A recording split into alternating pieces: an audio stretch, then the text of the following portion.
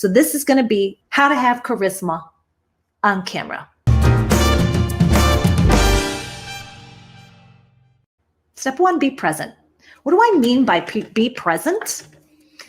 Being present in the acting sense is being fully connected to the needs and the emotion of the other person in the here and now, while being fully free to express yourself. So when I was an actress, if I didn't show up on set connected to the other person and just receiving them, then I wasn't doing my job.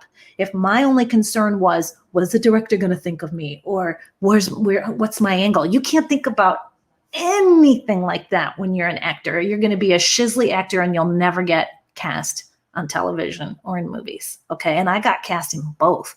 I never got cast in any major features, but I got cast on network television, which is the creme de la creme, at least at the time it was. Now I would say cable is probably even has more cachet, but at the time when I was mostly doing it in mid 2000s, network was it, right? So when you are connected to somebody else's needs and emotions, it takes the focus off of you. And if you are serving someone, if you're a service provider and you go on camera and you want to have that charisma, then drop into imagining the person that you're serving in that video, whose pain you're taking them out, whoever you're addressing.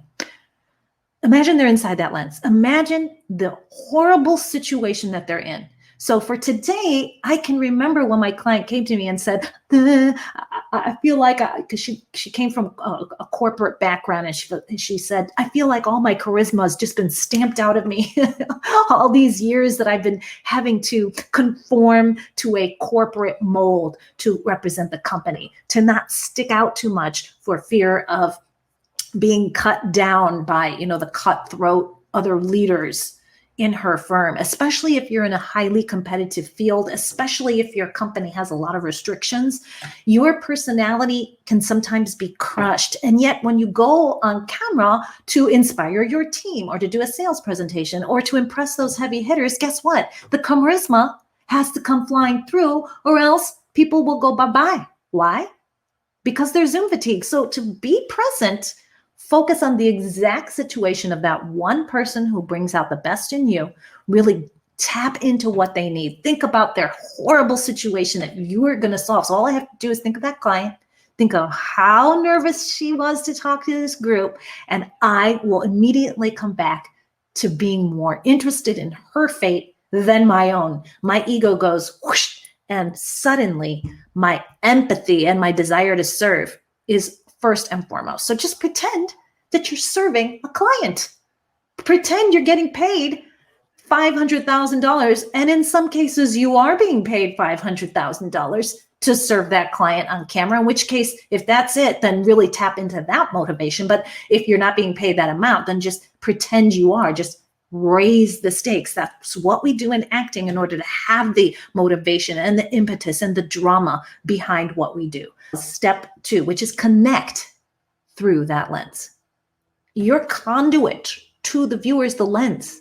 And one of the biggest mistakes that I see is when people are watching their own video the entire time.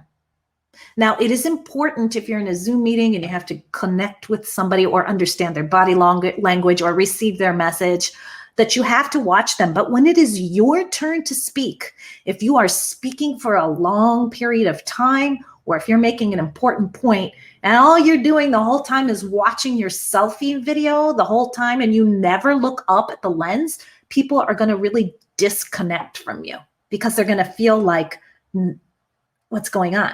So you want to connect your eyes to the lens, especially when you have an important point to make. Connect through the lens and don't make the biggest mistake, which leads to number 4, which is start with what's in it for me. At the very top of any video, you have got to answer the question, what's in it for me? Did I start this live by talking about myself? No. I started this live with a thumbnail that said, how to have charisma on camera. That was the very first seconds that you saw. Then I launched my intro to make sure that people actually kind of show up. And then I went into the opening hook again. I didn't start out with the Happy St. Patrick's and all that. I said how to have charisma on camera. And then I got into the intro, which means right at the front, people will tolerate the extra stuff that you have to say as long as you tell them right at the very front what's in it for them. So because I throw up the visual relatively soon, people can also see what's in it for them. They can see the steps that I'm going to go through and might stick around because of that as well. So showing people what they're going to get as a result of your video at the very top is crucial because we are so oversaturated. We are all hitting the wall. We're hitting the pandemic wall. Our eyeballs are actually hurting because we have to be on Zoom so much.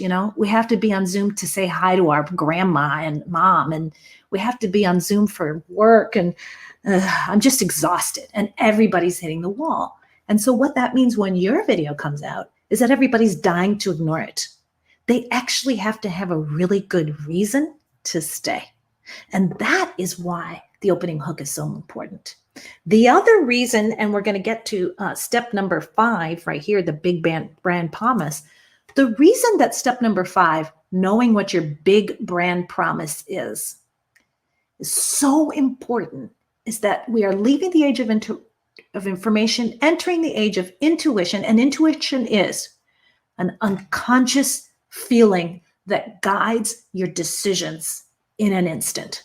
We're not going to wait around for a whole minute or two to decide whether or not to tune into your video or your virtual presentation or your Zoom meeting.